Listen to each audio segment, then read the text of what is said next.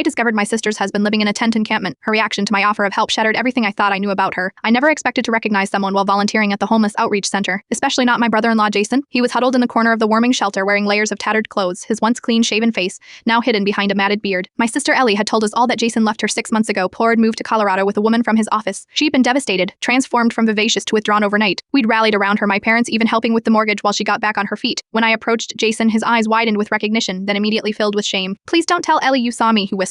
She doesn't need this burden, Jason. What happened? Ellie said you moved to Colorado? The confusion on his face was genuine. Colorado, I've never even been there. As the shelter emptied for the night, Jason reluctantly shared his story. 6 months ago, he'd started experiencing tremors and memory lapses. When he was laid off from his accounting job, their health insurance ended. The initial neurological workup alone cost $3,800 they didn't have. We said we could sell a house, he explained, but it was her dream home. I couldn't let her lose it because of me. So he disappeared one night, leaving a vague note about needing space. He'd been living in a tent community under the highway ever since, using the free clinic when his symptoms became unbearable. She's better off without me, he insisted. The medical bills would have bankrupted her. I was stunned. Jason, she thinks you left her for another woman? That's better than knowing the truth, he said quietly, that her husband became a burden she couldn't afford. I convinced him to let me drive him to my apartment, where he showered for the first time in weeks. My wife gave him clean clothes, and we fed him a proper meal. He looked almost like himself again, except for the tremor in his right hand that he tried tied under the table. The next morning I called Ellie. I need you to come over, it's important. When she arrived, the color drained from her face at the sight of Jason. She didn't rush to embrace him as I expected. Instead, she stood frozen in the doorway. What is he doing here? She asked, her voice ice cold. He's been homeless sick. I know, she cut me off. The silence that followed was deafening. You know, Jason whispered. Of course I know, Ellie, said her voice breaking. I followed you that night, watched you set up your tent. I've known where you were this entire time. I couldn't process what I was hearing. But you told everyone he abandoned you. You let us believe. And what was I supposed to say? She snapped. That my husband would rather live on the street than let me help him, that he thought so little of our vows that he'd choose pride over partnership. She turned to Jason, tears streaming now. Do you know how many times I drove by that encampment? How many nights I sat in my car watching your tent, wondering if you were alive? The medical bills, Jason started, were nothing compared to losing you, she shouted. We could have figured it out together. Instead, you decided for both of us that our marriage wasn't worth fighting for. I stood there realizing I'd misunderstood everything. Ellie hadn't been devastated by abandonment. Part she'd been devastated by her husband's refusal to let her share his burden. The help I'd been offering my sister for months came as a sympathetic ear. The righteous anger on her behalf had been entirely misplaced. The mortgage payments from my parents had gone toward paying for a private investigator to track Jason's medical visits and ensure he was still alive. 3 weeks later, Jason moved back home. Ellie found a clinical trial for his condition. They're selling the dream house Pern together this time, Pertel to manage the remaining medical expenses. Sometimes the story we think we're witnessing isn't even close to the truth, and sometimes the greatest act of love isn't protecting someone from hardship.